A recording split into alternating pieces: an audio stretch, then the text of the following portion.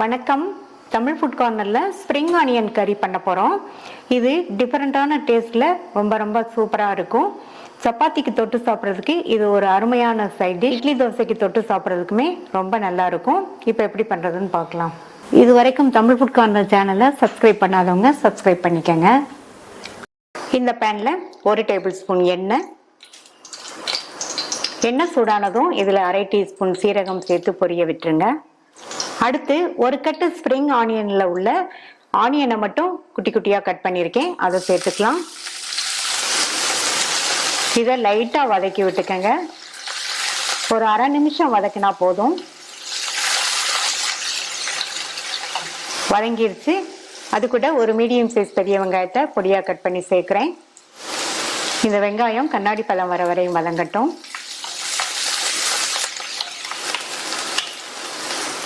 அடுத்து இதில் 1 டீஸ்பூன் இஞ்சி பூண்டு விழுதை சேர்த்து பச்சை வாசனை போக ஒரு 2 நிமிஷத்துக்கு வதக்கிக்கலாம். அடுத்து இதில் 2 பச்சை மிளகாவை இந்த சைஸ்க்கு கட் பண்ணி சேர்க்குறேன். கொஞ்சம் பெருசாக கட் பண்ணி சேர்த்துக்கங்க. இதையும் லைட்டாக ஒரு வதக்கிட்டு ஒரு மீடியம் சைஸ் தக்காளியை கட் பண்ணி சேர்க்குறேன். தக்காளி சேர்த்துட்டு கொஞ்சமாக கல் உப்பு சேர்த்து வதக்கிட்டோம்னா தக்காளி எல்லாம் நல்லா வதங்கி மசிஞ்சு வந்துடும்.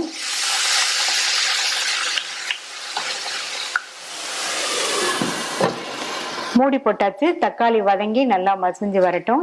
இடையில ஓப்பன் பண்ணி பார்த்து கிண்டி விட்டுக்கங்க.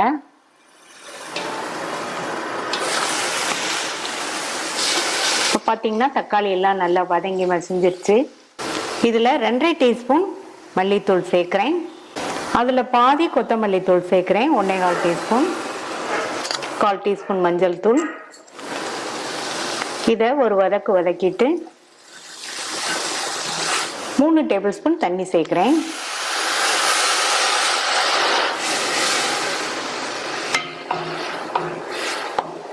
நல்லா கலந்து விட்டுட்டு மூடி வச்சிருங்க. 2லேருந்து 3 நிமிஷத்துக்கு நம்ம சேர்த்த அந்த மசாலா தூளோட பச்சை வாசனை போக வதங்கட்டும். அப்பப்போ ஓப்பன் பண்ணி பார்த்து கலந்து விட்டுக்கங்க. மசாலா தூளோட பச்சை வாசனை எல்லாம் போயிடுச்சு. இது கூட குட்டி குட்டியாக கட் பண்ண ஸ்ப்ரிங் ஆனியனை சேர்த்துக்கலாம். ஸ்டவ்வை நல்லா சிம்மில் வச்சுட்டு ஒரு 2 நிமிஷத்துக்கு வதக்கி விடுங்க. 2 நிமிஷம் போல் ஸ்ப்ரிங் ஆனியன் வதங்கிருச்சு. இதில் 1/4 கப் தண்ணி சேர்க்குறேன். தேவையான அளவு உப்பு சேர்த்துக்கலாம். ஸ்ப்ரிங் ஆனியனுக்கு நிறைய உப்பு இழுக்காது. ஆல்ரெடி நம்ம தக்காளி வதக்கும் போது கொஞ்சம் சேர்த்துருக்கோம். நல்லா மிக்ஸ் பண்ணி விட்டுருங்க.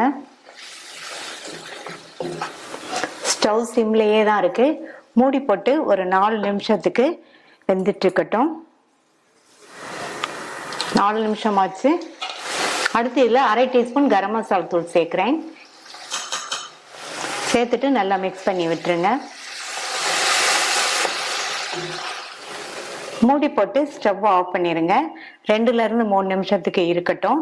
இந்த மாதிரி மூடி வச்சிட்டோம்னா கரம் மசாலா தூளோட வாசனை எல்லாம் இந்த கறியில் இறங்கி நல்லா கமகமன்னு இருக்கும். 2 நிமிஷமாச்சு. சுவையான ஸ்ப்ரிங் ஆனியன் கறி ரெடி ஆயிடுச்சு. ட்ரை பண்ணி பார்த்துட்டு உங்கள் கமெண்ட்ஸை சொல்லுங்கள். தேங்க்யூ.